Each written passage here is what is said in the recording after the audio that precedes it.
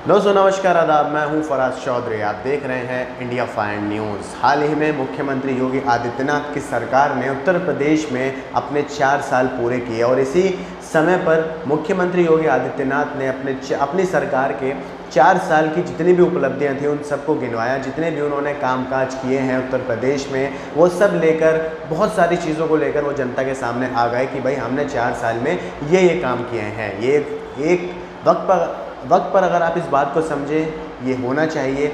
हर राजनीतिक नेता को समय समय पर अपनी सरकार की राज्य में क्या काम वो कर रहे हैं ये जनता को बताना चाहिए, क्योंकि जनता को ट्रांसपेरेंसी की बहुत ज़रूरत होती है।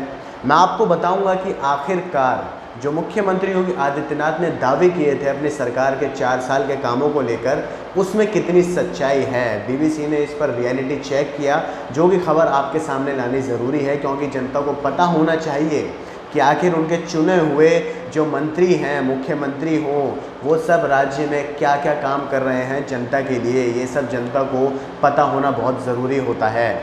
शुरुआत में करूँगा सबसे पहले सेक्शन। इसमें पहले तो कई सारे सेक्शंस हैं जिसमें अपराध है, बलात्कार है, मारकाट है, गुंडागर्दी है। इन सब चीज़ों के बारे में मुख्यमंत्री योगी आदित्यनाथ का ये दावा है कि उनकी सरकार ने इन सब चीज़ों को कम कर दिया है, ये ख़त्म कर दिया है। मगर सच क्या है, सच सुनकर आप हैरान रह जाएंगे। शुरुआत कर रहा हूँ सबसे पहले सेक्शन से, जो कि अपराध है। तो अपराध सरकार का इसमें दावा है, मुख्यमंत्री योगी आदित्यनाथ का दावा है, अपराध के खिलाफ सरकार की सख्त नीतियों से 4 साल में सकारात्मक नतीजे आए हैं। मगर इसका तथ्य क्या कहता है, इसका सच है, उत्तर प्रदेश में अपराध तो बढ़ रहे हैं, लेकिन साल 2017 से अपराधों की बढ़ने की जो दर है उसमें कमी आई है। मतलब अपराध जिस तेज़ी से आगे बढ़ते हैं उत्तर प्रदेश में, उस स्पीड में काफ़ी निरंतर कमी आई है। हमने पूर्ववर्ती समाजवादी पार्टी की सरकार और योगी सरकार के 4 सालों के दौरान नेशनल क्राइम रिकॉर्ड्स ब्यूरो के डाटा पर नज़र डाली। ये सब जो भी मैं आपको डाटा बताऊंगा, ग्राफ्स दिखाऊंगा, ये सब national crime records data bureau के हिसाब से डेटा तैयार किया हुआ है। इसमें किसी की भी छेड़खानी नहीं है। जो डेटा है इस एजेंसी ने तैयार किया है।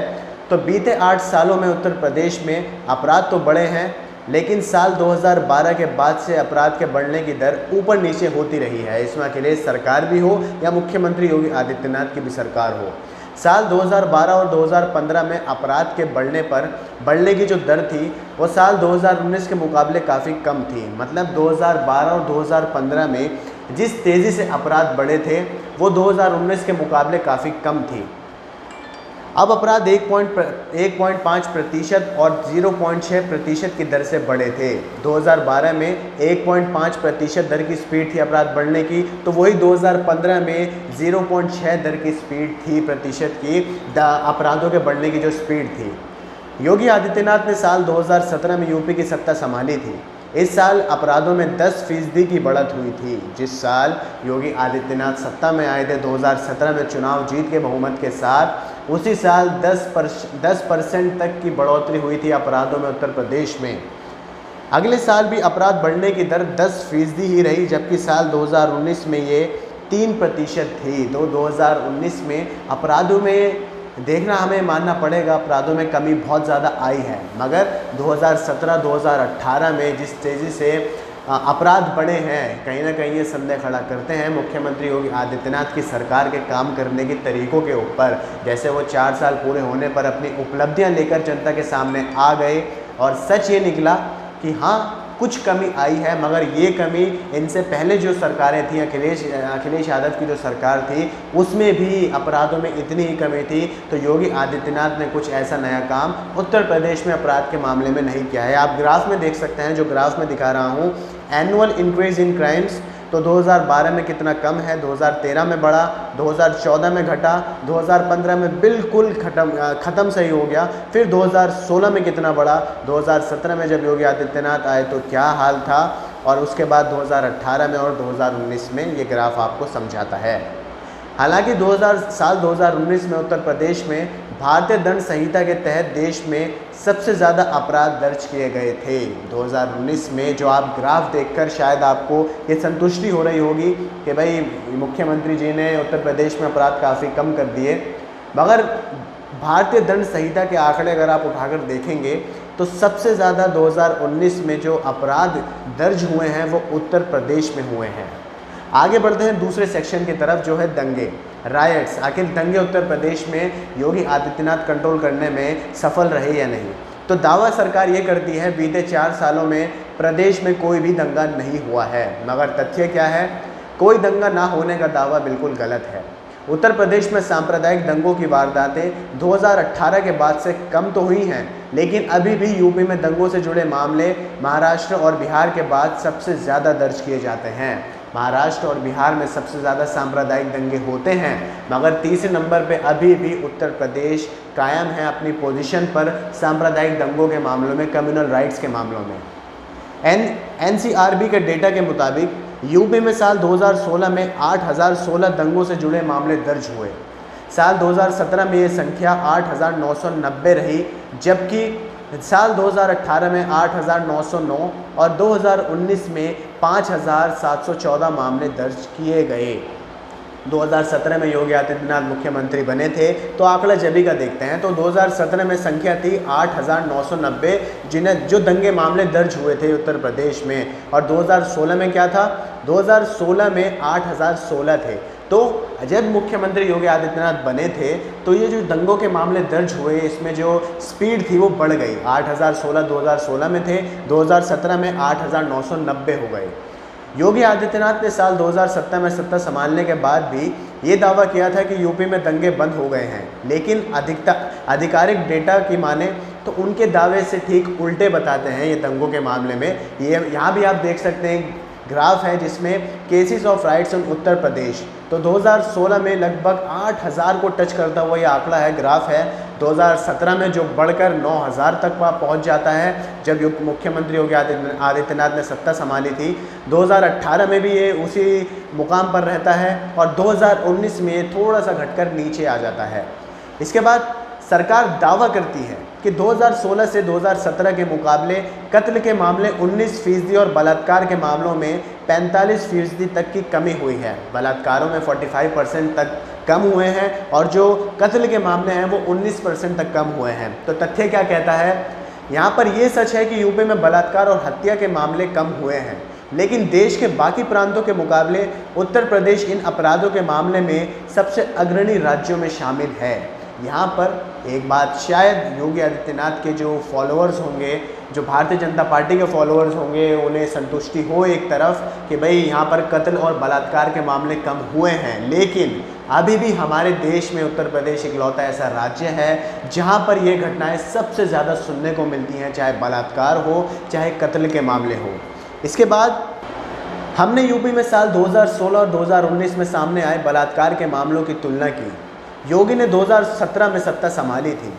मौजूदा डेटा के मुताबिक यूपी में साल 2016 से 2019 के बीच दर्ज किए गए बलात्कार के मामलों में 36% की कमी आई है, जबकि मुख्यमंत्री ने 45% की कमी आने का दावा किया था। यहाँ पर भी मुख्यमंत्री योगी आदित्यनाथ ने गलत बोला, झूठ बोला जनता से। उन्होंने कहा बलात्कारों के मामले में 45%, 45% तक की कमी आई है, लेकिन जब इसको टटोला गया, आंकड़े निकाले गए तो ये आंकड़ा 36% तक था। 36% तक तो कमी आई है उत्तर प्रदेश में बलात्कारों के केस में।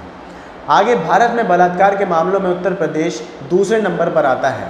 2016 से 2019 के बीच कत्ल के मामलों में भी 25% की कमी आई है, लेकिन प्रदेश अब भी सबसे ज़्यादा कत्ल की वारदातें दर्ज करने वाले प्रांतों में शामिल है। अगला सेक्शन आता है अर्थव्यवस्था, इकोनॉमी, जो कि हमारे देश में इस वक्त एक बहुत चर्चित टॉपिक है और ऐसा टॉपिक है जिस पे हर जगह बातचीत होती है, क्योंकि हमारे देश की अर्थव्यवस्था बहुत ज़्यादा गिर चुकी है, जीडीपी बहुत ज़्यादा गिर चुकी है। इसमें सरकार से कोई सवाल पूछता है तो सरकार हाथ खड़े कर कर कह देती है कि कोरोना की वजह से देश की अर्थव्यवस्था डूबी है, अपनी गलती कोई नहीं मानता है। यहाँ पर मुख्यमंत्री योगी आदित्यनाथ की सरकार दावा करती है प्रदेश में प्रति व्यक्ति आय दुगनी हो गई है। प्रति व्यक्ति आय साल 2015 से 16 में 47,116 से बढ़कर आज 94,495 रुपये हो गई है। इसका तथ्य क्या कहता है, सच क्या है? उत्तर प्रदेश के प्लानिंग इंस्टीट्यूट को आर्थिक और सांख्यिकी विभाग के मुताबिक ये दावा बिल्कुल गलत है। 2017 में योगी आदित्यनाथ के सत्ता संभालने के बाद पहले साल में प्रति व्यक्ति आय में 4% की गिरावट दर्ज की गई थी। जब पहली बार मुख्यमंत्री बने थे उत्तर प्रदेश के योगी आदित्यनाथ, तो उसी साल जो पर कैपिटा इनकम थी, जो प्रति व्यक्ति आय थी, उसमें 4% तक की गिरावट देखने को मिली थी। और यहाँ पर योगी आदित्यनाथ ने दावा किया है कि हर किसी की आय पिछले साल, पिछले सरकारों के जो कार्यकाल था उसके मुकाबले काफ़ी प्रतिशत बढ़ गई है। इसमें मैं आपको ग्राफ भी दिखा सकता हूँ, graph per capita income growth जो कि परसेंटेज में है, जिसमें 2012 से 13 में आप देख सकते हैं 12 को लगभग यह ग्राफ छू रहा है। 2013 से 14 में भी यही हाल है। 2014 से 15 में ये ग्राफ नीचे गिर जाता है। 15 से 16 में फिर ऊपर आता है। 16 से 17 में खड़ा होता है, तो 17 से 18 में ये नीचे बिल्कुल गिर जाता है। 18 से 19 में थोड़ा ऊपर आता है, मगर फिर 19 से 20 में बिल्कुल गिर जाता है। अगले साल इसमें 2% की बढ़ोतरी हुई, लेकिन अगले 2 सालों में ये गिरकर 5% तक नीचे आ गई। ताज़ा डेटा के मुताबिक साल 2020 से 21 में प्रति व्यक्ति आय 0.5% गिरकर 65,431 रुपये पर आ गई है। तो ये हाल है इस वक्त उत्तर प्रदेश का, मुख्यमंत्री योगी आदित्यनाथ की सरकार का, उनके कार्यकाल का, जहां वो 4 साल पूरे अपने कर चुके हैं।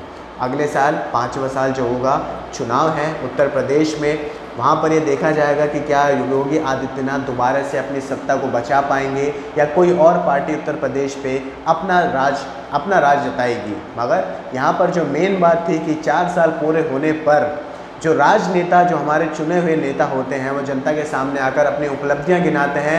ये बात काफ़ी अच्छी है और मुख्यमंत्री योगी आदित्यनाथ की इस बात को और राज्य के नेताओं को भी फॉलो करना चाहिए, पालन करना चाहिए और जनता को ये वक्त वक्त पर आकर बताना चाहिए कि हमने आपके राज्य में आपके लिए इस वक्त पर ये काम किए हैं, इसमें इतने खर्चे हुए हैं और आपको इससे ये फ़ायदा मिलने वाला है। मगर साथ में वो आंकड़े, वो सब बातें सच भी होनी चाहिए। इसमें कुछ झूठा उल्टा सीधा आंकड़ा नहीं होना चाहिए, जैसे कि उत्तर प्रदेश में योगी सरकार ने किया है। इसमें मैंने आपको दावा बताया सरकार के क्या क्या दावे थे और फिर उसके तथ्य कैसे निकले जब BBC ने इसका रियलिटी चेक किया। आप लोग को ये खबर कैसी लगी, आप मुझे कमेंट कर बताइए। खबर आपको पसंद आई हो तो इसे लाइक कीजिए, आगे शेयर कीजिए और हमारे चैनल इंडिया फाइन न्यूज़ को सब्सक्राइब करके बेल का आइकन दबाइए ताकि आपको सारी अपडेट्स मिलते रहें। मुझे दीजिए इजाज़त, नमस्कार।